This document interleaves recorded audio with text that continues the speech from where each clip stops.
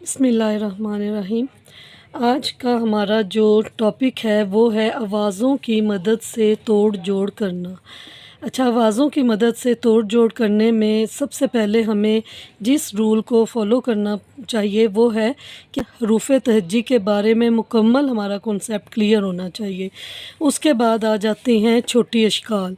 याद रखें, जब तक हमें छोटी अशकाल नहीं आएंगी हम कभी भी कोई भी हरूफ सही तरीके से लिख नहीं सकेंगे। अच्छा जी, इसमें फिर सबसे पहले जो चीज़ आती है जो हमारे पास बहुत ज़्यादा इम्पोर्टेंट है वो है 9 शरारती हरूफ। तो देखें, हरूफ तहज्जी में अलिफ से लेकर ये तक 9 हरूफ ऐसे हैं जिनको हम शरारती हरूफ कहते हैं। ये वो हरूफ हैं जो ख़ुद तो हर एक के साथ जुड़ जाते हैं लेकिन वो अपने से आगे किसी को जुड़ने नहीं देते। ये 9 शरारती हरूफ हैं: अलिफ, दाल, दाल, ज़ाल, रे, अड़े, ज़े, ये, वाव।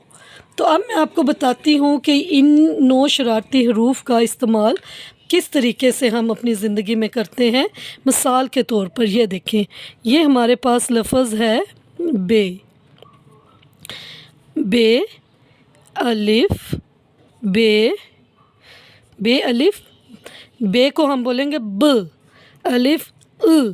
फिर हमारे पास है बे ब अलिफ। तो अब हमने सबसे पहले मैं आपको ये बताऊंगी कि ये देखें, ये शरारती हरूफ में था अलिफ। तो अलिफ को ये हम पार्टीशन कर लेंगे, ये बे और अलिफ, क्योंकि अलिफ जो है ये बे के साथ नहीं मिलेगा। इस बे को अपने बाद में ये मिल जाता है लेकिन इसके साथ ये नहीं जुड़ेगा। तो अब ये देखें, हमने इसकी पार्टीशन की, हमने इसकी पार्टीशन की। तो जब हम इसको लिखेंगे तो बे अलिफ, ये देखिए बे के साथ अलिफ को मिलाया ब, बे ब, बे अलिफ बा। फिर हमने बे के साथ अलिफ को मिलाया बे अलिफ बा, तो ये बन गया बाबा। लेकिन याद रखें कि अगर हम इस अलिफ को बे के साथ मिलाएंगे तो ये कभी भी जुड़ेगा नहीं, यानी ये अलहदा ही रहेगा, ये कभी साथ नहीं मिलता। तो हमेशा ये अपने से पहले हरूफ के साथ मिल जाता है लेकिन ये अपने से बाद वाले हरूफ के साथ नहीं मिलता। इसी तरह मैं आपको एक और मिसाल देती हूँ। ये देखें, ब, क, र, य। ठीक हो गया।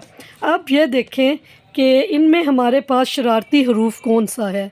बे शरारती हरूफ नहीं है, काफ शरारती हरूफ नहीं है, रे हमारे पास आ गया शरारती हरूफ।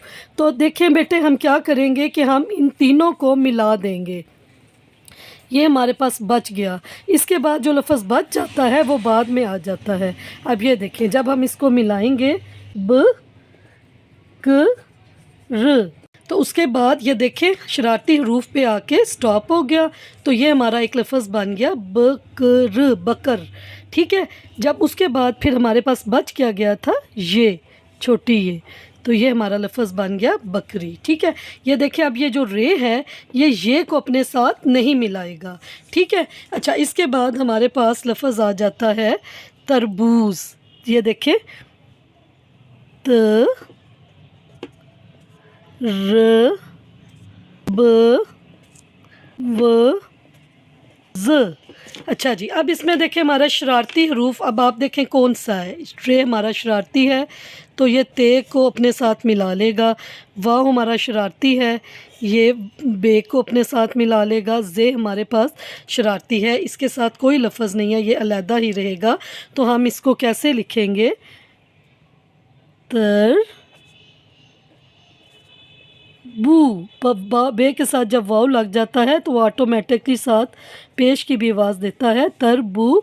ये जो देखे तर बू, फिर ये ज, तो ये पूरा एक लफ्ज़ बन जाता है।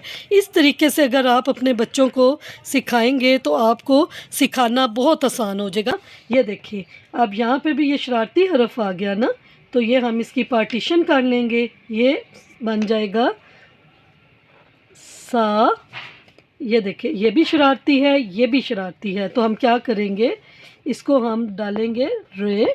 फिर हमारे पास शरारती अलिफ आ गया तो ये बन गया सारा। अलिफ हमारे पास शरारती है तो ये ख, अलिफ खा, लाम दाल। दाल देखे शरारती आ गया, इसकी पार्टीशन हो गई, है तो बच ही गया।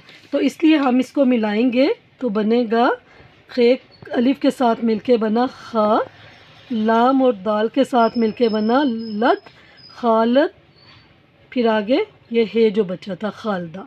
ठीक है, उम्मीद है आपको हमारी आज की वीडियो पसंद आएगी। इंशाल्लाह ताला नेक्स्ट टाइम हम नेक्स्ट अच्छी सी वीडियोस के साथ आपकी खिदमत में हाजिर होंगे। तब तक अल्लाह हाफिज़।